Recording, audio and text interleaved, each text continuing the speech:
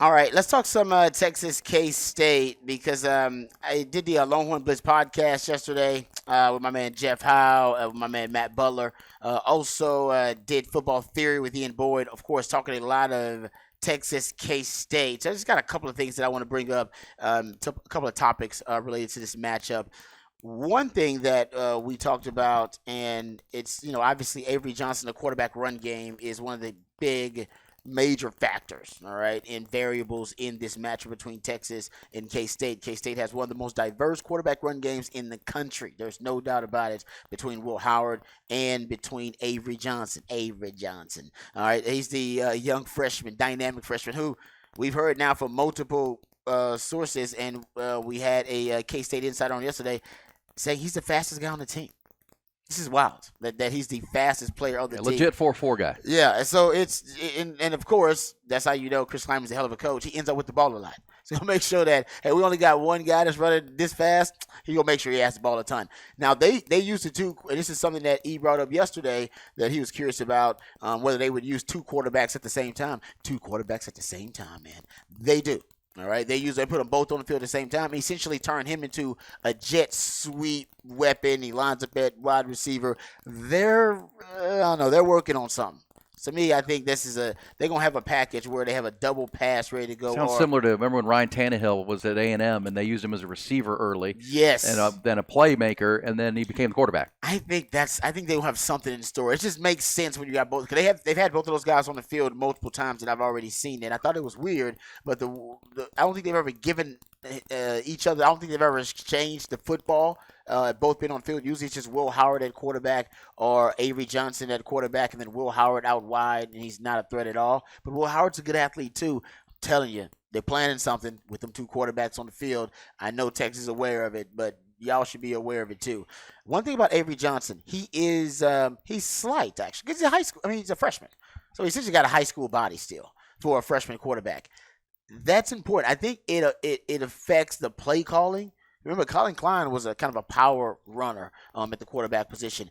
It affects the play calling, and it affects his Avery Johnson's running style. He runs to the outside. He wants to get to the edge and to the perimeter. He does not want to run inside. He doesn't do it naturally.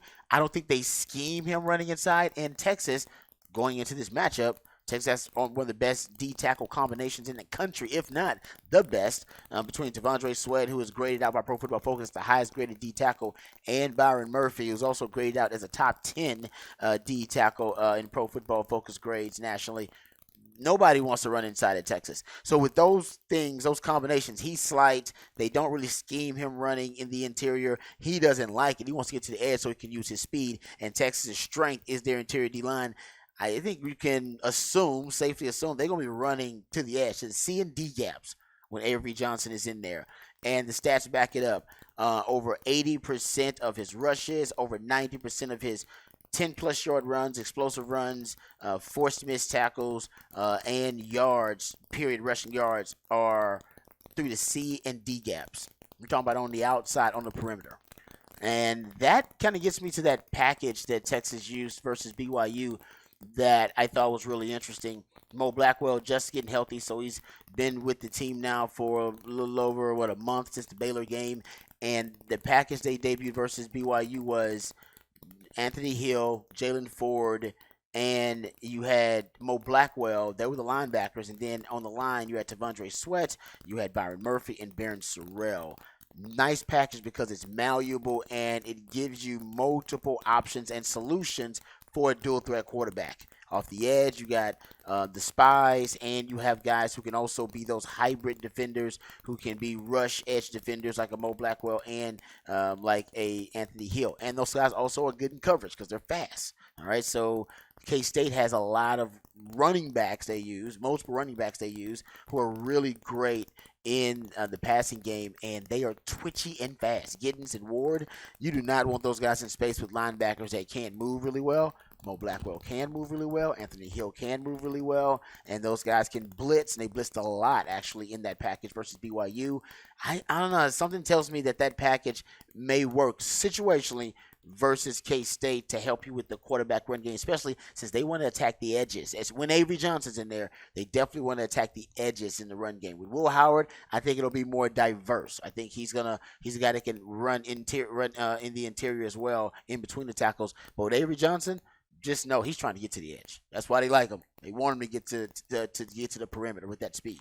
Yeah, Giddens is a quick receiver, and then Trayshawn Ward is the transfer from Florida State who came in, who was picked as the conference's newcomer of the year, but he's been injured at times, and then Giddens has been their leading rusher. Let's also remember this is an offensive line that is the strength of their team. Yes, sir. They have 3 sixth-year starters on that offensive line, Rod. They've played a lot together. Cooper Beebe's one of the best in the Big 12, and if not the country on the interior. So this is a great matchup for Texas. That's good stuff right there behind the burnt orange curtain as the Longhorns prep for what's going to be separation Saturday in the Big 12 with this 5-way top of the Big 12. 4 of the teams will go head-to-head this weekend with the Bedlam game. In this game, Iowa State will play Kansas. We'll come in on Monday, and there'll be some separation in the Big 12. There'll still at least be a 2-way tie because someone's going to win that Oklahoma game and someone's going to win that the game on Saturday. And if Iowa State were to win, it would be a 3-way tie. But there'll be separation coming out of Saturday.